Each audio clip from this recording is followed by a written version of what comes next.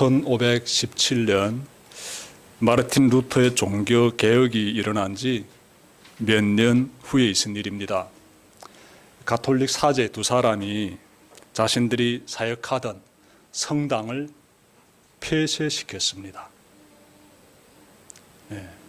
가톨릭 사제들이 자신들이 섬기고 있는 그 교회의 입구를 아예 그냥 문 닫아버린 거지요.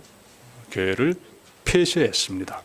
이유는 루트가 쓴 교회의 바벨론 포로를 읽고 큰 깨달음을 얻었기 때문이에요.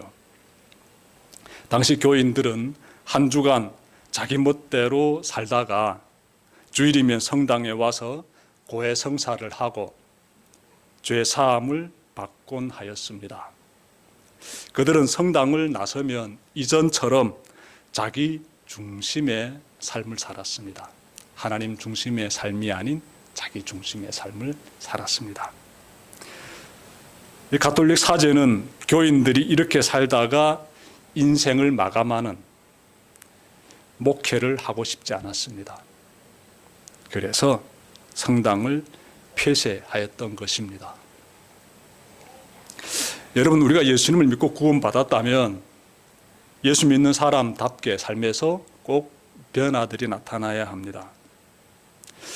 만약 주일에는 하나님 믿는 사람 같은데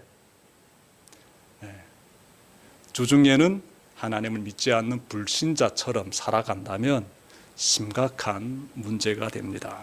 매우 심각한 문제가 됩니다. 우리는 교회 안에서 보여주는 모습과 그리고 교회 밖에서 보여주는 모습이 일치해야 합니다. 동일해야 돼요. 다시 말하면 죄에 빠져서 살면 안 된다라는 것입니다. 여러분, 날마다 나의 삶의 모습이 어제보다는 오늘이 이렇게 의로운 모습으로 변화된다면 그건 정말 멋있는 모습이에요. 예수 믿는 사람다운 모습이에요. 그런데 과거나 현재나 정말 다를 바 없다. 의로운 자의 모습으로 변화되는 그러한 아름다운 모습이 발견되지 않고 있다라면 정말 심각하지요. 예수 믿는 사람들에게서 나타나야 되는 변화의 모습 어떤 것들이 있을까요? 여러 가지 있겠지요. 크게 5가지를 찾아볼 수 있습니다. 5가지.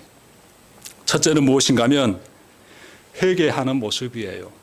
회개하는 모습. 이전의 삶의 모습에서부터 새 출발하는 거예요. 방향을 돌리는 거지요.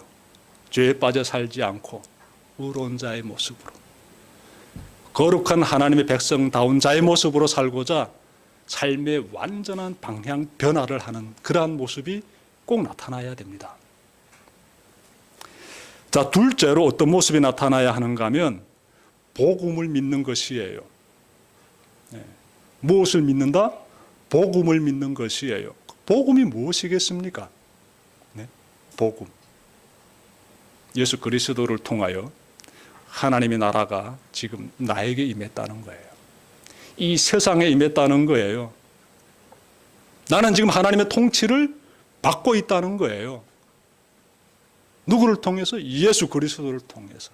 그분이 무엇을 하셨는가? 하나님의 나라를 이 땅 가운데 세워가셨다는 거예요. 얼마나 벅찬 소식입니까? 그래서 우리가 구원받는 것이지요. 이 복음을 믿는 거예요. 예전에는 믿지 않았지요. 진짜 믿으면 변화가 나타나는 거예요. 마음에서부터 이 믿음의 변화가 나타납니다. 믿음의 대상이 생겨나게 되는 것이지요. 이런 변화가 분명해야 됩니다. 세 번째로 무엇인가 하면 자기 중심의 삶이 아닌 하나님 중심의 삶으로 사는 변화가 나타나야 돼요. 예수님께서 마태복음 16장 24절에서 하신 말씀이 있지요. 자기를 부인하고 자기 십자가를 지고 나를 따르라 이렇게 말씀하셨어요. 이 모든 것은 명령형입니다. 명령. 자기를 부인하고 하나님 중심의 삶을 사는 그러한 삶의 변화가 내 삶에서 나타나지 않고 있다라게 되면은 그 사람은 굉장히 심각한 문제 가운데 있습니다. 영적으로 굉장히 문제가 되겠습니다. 여전히 자기 멋대로 산다라게 되면, 그래서 종교개혁 시대 당시 그 가톨릭 사제들이 교회 문을 폐쇄해버린 거예요. 이 사람들이 이렇게 산다면은 과거의 모습대로 계속 다람쥐 채바퀴 돌듯이 그 삶을 이어간다면은 굳이 여기서 목회해야 되냐? 폐쇄한 것이지요. 굉장히 심각하다는 것이죠. 그 문제는 우리 삶에서 하나님 중심의 삶의 모습이 나타나야 하고요. 네 번째로 어떤 변화인가 하면 사랑하는 모습이 나타나야 됩니다. 사랑하는 모습. 예수님께서 명령하셨잖아요. 서로 사랑해라고. 예수님께서 보여주신 사랑의 모습보다는 굉장히 희생적이지요. 너무나 따뜻합니다. 그 사랑이면 정말 넘치고 또 넘칩니다. 근데 그 사랑을 받기만 하는 것이 아니라 너희도 나가서 서로 사랑해라 명령하셨잖아요. 그래서 여러분들의 삶의 자리 가운데서 이렇게 사랑하는 자의 모습이 가정에서부터, 그리고 나와 관계를 맺는 사람들 사이에서 잘 피어나야 됩니다. 저 사람 예전엔 저렇지 않았는데 지금 보니까 굉장히 달라지고 있네. 이런 변화가 꼭 나타나야 된다는 것이 되겠습니다. 끝으로 어떤 변화인가 하면 땅 끝까지 복음을 전하는 모습이 나타나야 합니다. 하나님의 선교지요. 이 지상 명령입니다. 땅 끝까지 복음을 전해라. 하나님의 명령이에요. 이 명령을 실천하는 모습이 삶에서 꼭 나타나야 합니다. 꼭 나타나야 해요. 부담으로 안고 살아야죠. 그러니까 나 혼자 교회 다니면 돼. 이거 아니란데요. 불신자에게 복음을 전하기 위해서 기도드리고 최선을 다하는 노력이 꼭 필요합니다. 그래서 그 사람을 굳이 손잡고 우리 이 대성교회로 데리고 오지 않아도 돼요. 복음을 전하면 되는 거예요. 여러분들이 꼭 이런 삶을 살았으면 좋겠습니다. 삶에서 나타나는 변화들이죠. 이러한 변화가 내게서 나타나지 않는다면은, 그러면 어느 정도 심각한가면요, 하나님의 명령에 불순종하는 죄를 범하게 됩니다. 제가 5가지 말씀드렸지요. 회개하라, 복음을 믿어라, 하나님 중심의 사람이 되어야 된다, 서로 사랑해야 한다, 땅끝까지 복음을 전하는 그런 선교자적인 마음을 가지고 살아야 한다라고 제가 전해드렸는데, 이러한 모든 내용들은 성경에서 발견할 수 있는 하나님의 명령들입니다. 명령. 이 명령을 거역하는 죄를 범하게 돼요. 즉 하나님의 말씀에 불순종하는 죄를 범하게 됩니다. 그러니 나의 삶에서 이러한 변화들이 나타나지 않고 있다면 지금 나는 정확히 하나님의 말씀을 어떻게 중시하지 않고 있는 사람, 하나님의 명령에 불순종하는 사람으로 살고 있는 것이요. 오늘은 이 부분에 대해서 좀 잘 전해드리고 싶습니다. 즉 하나님의 말씀에 우리가 얼마나 정말 전심을 다해서 순종해야 되는지를 좀 전해드리려고 합니다. 하나님 말씀에 순종하기 위해서 먼저 순종이라는 단어가 가지고 있는 의미를 좀 살펴봅시다. 순종. 여러분, 순종하게 되면 이 단어와 비슷한 단어가 또 있죠. 무엇일까요? 복종이지요. 순종. 순종과 복종이라는 이 두 단어를 보게 되면 비슷해 보이지만 다시 살펴보게 되면 그렇지 않아요. 다릅니다. 여러분, 순종이라게 되면은요, 이 순종은 상대에 대한 존경과 신뢰와 사랑에 기초한 자발적인 행동이에요. 자발적인 행동. 상대방에 대한 존경과 신뢰와 사랑이 묻어나는 가운데서 내 상대를 그토록 귀히 여기는 그 가운데서 내가 자발적으로 행동을 취하게 되는데, 그러한 행동이 순종이 되겠습니다. 그러면 복종이 무엇일까요? 복종은 다르지요. 복종은요, 상대가 가진 권위와 힘과 처벌에 대한 두려움에 기초한 마지못한 행동이 되겠습니다. 마지못한 행동. 이런 행동들 많이 하게 되죠. 회사에서도 하게 되고. 우리가 순종하는 행동과 복종하는 행동에 대해서 좀 살펴보면서 우리는 하나님께 순종하는 행동을 취하게 됩니다. 마지못해서 순종하는, 마지못해서 복종하는 이런 모습인 것이 아니라 전심을 다해가지고 기꺼이 하나님께 순종하는 그러한 우리의 모습이 꼭 나타나야 되겠습니다. 여러분, 사무엘상 15장 22절부터 23절이 오늘 우리가 받아하는 본문 말씀인데, 이 말씀 보게 되면 우리가 하나님의 그 말씀에, 하나님의 명령에 어떻게 순종해야 되는지를 잘 가르쳐주고 있습니다. 말씀 좀 우리가 살펴볼 필요가 있는데, 말씀에 등장하는 사람이 바로 성경에서는 꽤 중요한 인물들 가운데 한 사람인 사울입니다. 사울. 이 사람이 왜 중요한가 하면 이스라엘 민족의 역사에서 초대왕입니다. 처음으로 세워진 왕이에요. 하나님께서 세우셨지요. 그런데 이 사울이라는 사람이 하나님의 말씀에 얼마나 순종했는지 찾아봤으면 좋겠습니다. 자, 여러분, 선지자 사무엘이 사울 왕에게 찾아와서 하나님의 명령을 전합니다. 무엇인가 하면 아말렉 족속을 진멸하라. 네. 아말렉 족속은 어떤 족속인가 하면요, 이들도 유목민족인데 이들은 이스라엘 민족의 이 여정 가운데서 굉장히 악한 짓을 저질렀던 그런 족속입니다. 생각해 보십시오. 이스라엘 민족이 애굽에서 나왔습니다. 네. 출애굽했어요. 광야에서 머물게 되지요. 그때 아말렉 족속이 뭘 했는가 하면 이스라엘 민족을 공격했습니다. 그래서 이스라엘 민족은 아말렉 족속과 전쟁을 치르게 돼요. 그 전쟁에서 아말렉 족속은 패했습니다. 자, 그러자 그들이 이어서 뭘 했는가 하면 이스라엘 민족이 이동할 때마다 이렇게 대오가 형성이 되고 쭉 이렇게 전진하게 되는데 노약자들은 뒤에 떨어지게 돼요. 이 노약자들, 힘없는 사람들, 무방비 상태에서 간신히 따라가고 있는 그 사람들을 공격한 민족이 아말렉 족속입니다. 그러니 얼마나 야비하고 잔인합니까? 하나님께서 이들을 심판하시는데 사울 왕을 통해서 심판하십니다. 하나님의 심판의 때가 임한 것이지요. 그래서 하나님께서 이스라엘의 초대 왕인 사울 왕에게 저 아말렉 족속을 치는데 완전히 진멸시키라고, 남녀노소 다 죽이고 그들이 가지고 있는 모든 가축 다 죽이라고 명령하십니다. 자, 그래서 사울 왕이 군사를 이끌고 아말렉을 칩니다. 결과 어떻게 됐을까요? 하나님께서 이스라엘 군대와 함께 하시지요. 대승을 거둡니다. 자, 그러자 이때 이 사울 왕이 뭘 하는가 하면 이 아말렉 족속의 왕이 아각이라는 사람이 아각, 이 왕을 죽이지 않고 포로로 삼습니다. 그리고 아말렉 족속이 가지고 있던 많은 가축들 중에서 좋은 가축들은 죽이지 않아요. 전리품으로 삼습니다.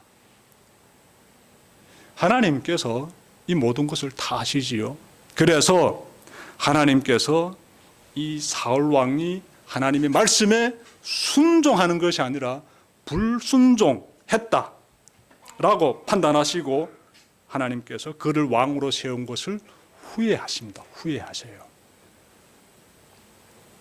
하나님은 사무엘 선지자를 사울 왕에게 보내시어 그가 저지른 잘못을 꾸짖으시고 그 대가를 치르게 하십니다. 즉, 내가 하나님을 버렸으니 나도 너를 버린다 라고 하나님께서 말씀하시지요. 여러분, 하나님의 말씀에 불순종하는 것이 하나님을 버리는 행위가 되네요.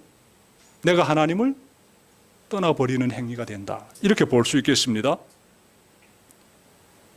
그래서 23절 보게 되면은요, 임금님이 주님의 말씀을 버리셨기 때문에 주님께서도 임금님을 버려라고 말씀하고 있는 거예요.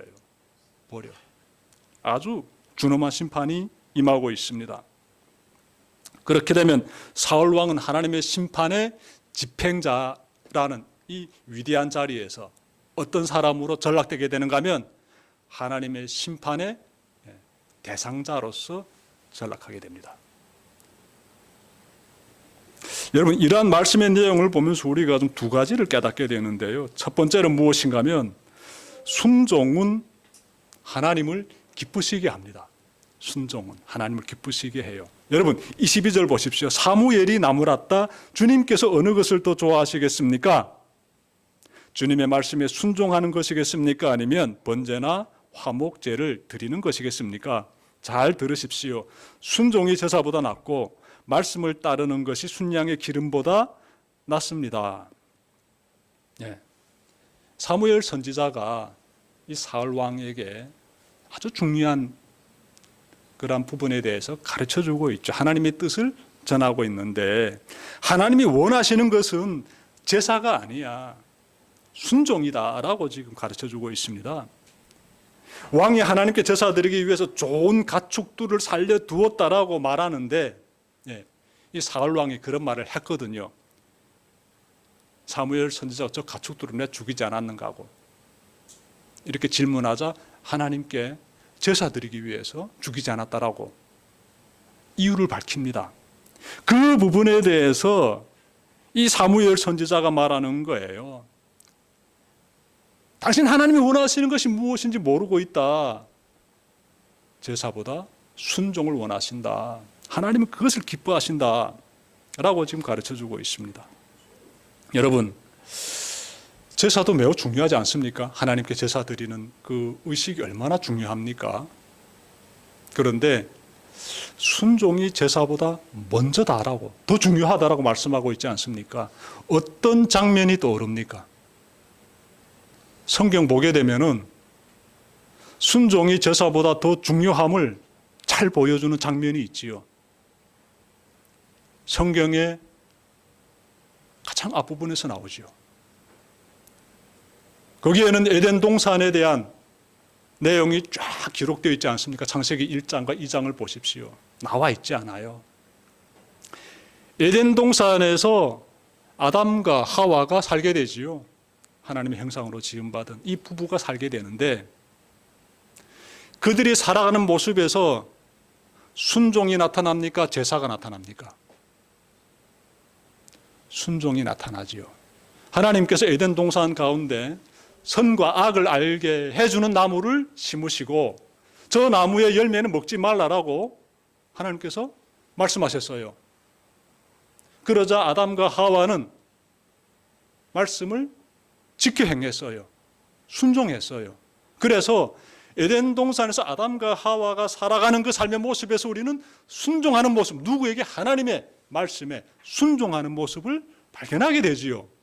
거기에서는 제사 드리는 모습이 나오지 않습니다.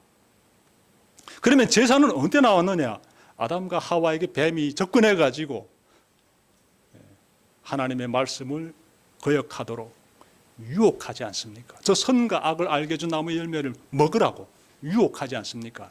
그러자 아담과 하와가 죄를 저질렀지요.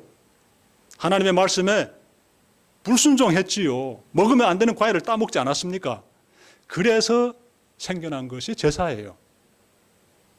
죄를 지음으로써 그 죄의 문제를 가지고 하나님 앞에 나아갈 수 없기 때문에 그 죄의 문제를 해결하기 위해서 제사가 등장하게 된 것이에요. 그러면 어느 것이 먼저입니까? 순종이 먼저입니까? 아니면 제사가 먼저입니까? 순종이 먼저지요. 순종이 먼저지요. 하나님은 우리에게 원하시는 것이 무엇이다? 제사보다도 무엇이다? 순종이다라는 거예요. 순종을 행하게 되면 하나님의 얼굴에서 미소가 피어난다는 거예요. 하나님께서 기뻐하신다는 거예요. 기뻐하신다는 거예요. 여러분들, 이 사울이요, 하나님의 명령에 어느 정도 순종했을까요? 온전히 순종한 것이 아니라 가만 보니까 부분적으로만 순종했어요. 예. 일단 아말렉을 쳤어요. 예. 그리고 왕을 제외한 나머지 아말렉 족속은 다 죽였다라고 성경 기록하고 있지요. 가축들도요, 예, 좋은 가축, 제사에 사용될 가축을 내놓고 나머지는 다 죽였어요. 그러니 일정 부분은 순종했다라고 볼 수 있어요. 그런데 이러한 부분적인 순종은 하나님께서 결코 기쁘게 받아주지 않으신다는 거예요. 온전한 순종을 하나님은 원하신다는 거예요. 너무 중요한 내용이지요. 너무 중요한 내용. 오늘 말씀이 좀 깊이가 굉장히 우리 삶 가운데 크게 이렇게 안겨다 주는 그런 깊이를 가지고 있어가지고요. 좀 더 강조해 두고 싶지만 여기서 멈출게요. 예.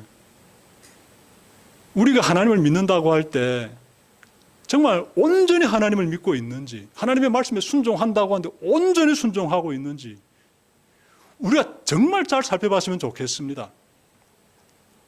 나 주님의 기쁨 되기 원하네. 찬양은 많이 부르지요. 그럼 그 기쁨 되기 위해서 뭘 해야 되겠습니까? 그냥 찬양만 부르면 하나님 기뻐하십니까? 아니잖아요. 정말 하나님께 기쁨이 되는 사람이 되기 위해서는요, 순종해야 됩니다. 살면서 이러한 변화의 모습이 나타나지 않고 있다라게 되면은 매우 심각한 문제가 되는 것이지요. 여러분 모두가 하나님의 말씀에 부분적으로 순종하는 것이 아니라 온전히 순종하는 그런 삶을 사시길 바랍니다. 저는요, 예수님께서 십자가 죽음을 바라보시면서 하나님께 기도드리는 그 한 구절을 정말 이 시간 빌어가지고 다시 한번 우리가 마음에 새겼으면 좋겠습니다. 마태복음 26장 39절에서 예수님이 이렇게 하나님께 기도드리고 있어요. 기도는 이렇게 드리는 거예요. 내 아버지여, 만일 할만하시거든 이 잔을 내게서 지나가게 하옵소서. 죽음이 두렵다는 거예요. 십자가에 못 박혀 죽는 것이 얼마나 두렵겠습니까? 생각해 보십시오. 생각해 보십시오.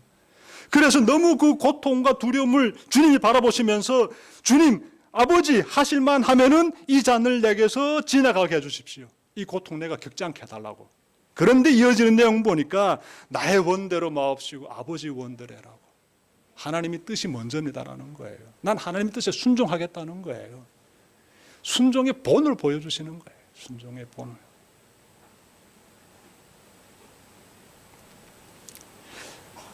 우리가 나 중심의 삶이 아닌 하나님 중심의 삶을 살고 있다면, 여러분 모두가 말입니다. 예전과 달리 나는 하나님 중심의 삶을 살고 있습니다. 나는 사람을 보며 살지 않고 난 하나님만을 바라보면서 삽니다. 하나님만으로 만족해요. 여러분이 참으로 하나님만을 바라보면서 하나님의 말씀으로서 순종하면서 온전히 하나님과 동행하는 그런 삶을 살고 있다면 여러분들은 하나님을 기쁘시게 해드리는 아주 훌륭한 삶을 살고 있습니다. 아주 위대한 인생을 살고 있습니다. 아주 멋있는 인생. 이 평가는 하나님이 하시고 성경을 통해서 깨닫게 되는 것이지요. 이렇게 하나님을 미소 짓게 한 여러분들의 삶이 되시길 바랍니다. 자, 두 번째로 우리가 깨닫게 되는 것은, 자, 순종은 하나님을 기쁘시게 해드린다면은 불순종은, 두 번째로 불순종은 하나님의 심판을 불러옵니다. 하나님의 심판을 불러와요. 23절 보십시오. 거역하는 것은 점을 치는 죄와 같고 고집을 부리는 것은 우상을 섬기는 죄와 같습니다. 임금님이 주님의 말씀을 버리셨기 때문에 주님께서도 임금님을 버려 왕이 되지 못하게 하셨습니다. 심판이에요. 정확히 심판이에요. 당신이 불순종했기 때문에 하나님이 이렇게 심판하십니다. 이 내용이에요. 불순종은 심판을 불러온다. 어느 분의? 하나님의 심판을 불러온다. 정말 준엄한 말씀이죠. 잠깐 말씀드렸지만 사울 왕은 하나님의 말씀에 완강하게 불순종한 사람은 아니었지요. 그럼에도 불구하고 준엄한 심판이 지금 임하고 있습니다. 여러분, 하나님께서 이 사울 왕을 버리셨잖아요. 내가 날 떠났으니 나도 널 버리겠다.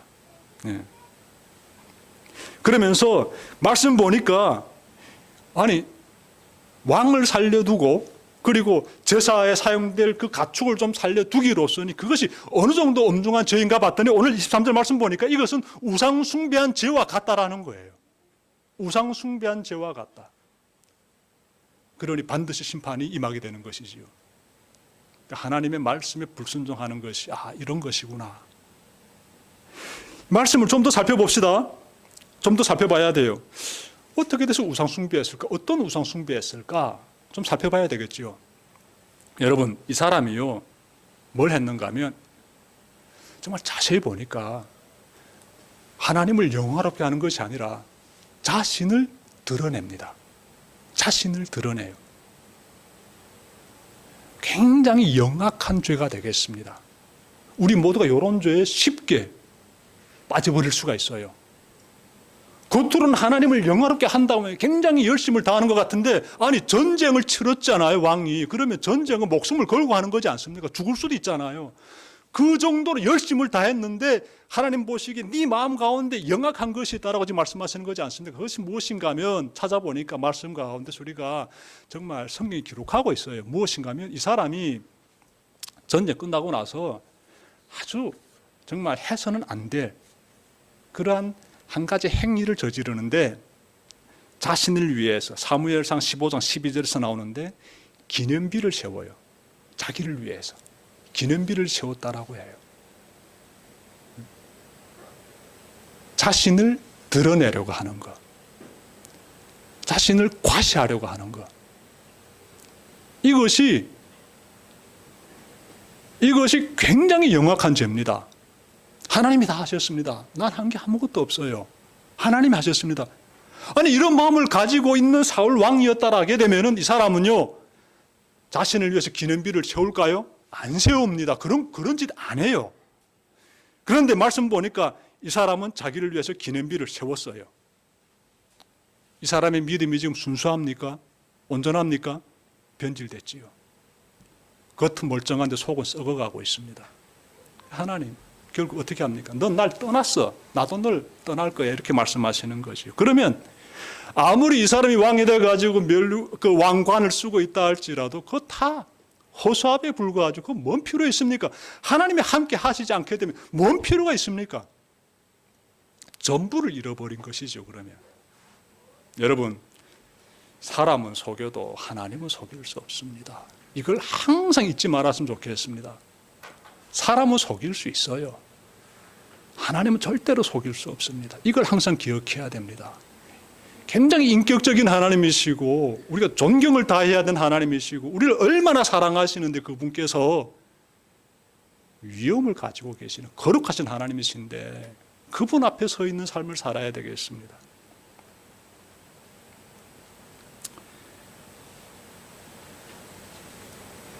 여러분, 아무리 건강하고 아무리 부유하고 삶의 기름이 넘친다 할지라도고요, 그 사람이 하나님을 떠나서 우상 숭배의 삶을 산다면 그러면요, 그 인생에 희망이 없습니다. 하나님이 그 사람의 삶 가운데서 함께 하시지 않기 때문에 그렇지요. 잘 기억합시다. 그 삶은 이미 하나님의 심판을 받은 저 사울 왕과 같은 삶일 수도 있습니다. 그래서 겉으로 드러나는 것을 보면서 너무 부러워하지 마십시오. 아무리 화려하게 보일지라도요, 너무 부러워하지 마십시오. 그것이 전부가 아니라고요. 하나님이 그 삶 가운데서 함께 하시느냐, 하나님이 그 사람을 떠나셨느냐, 이것이 중요한 거예요.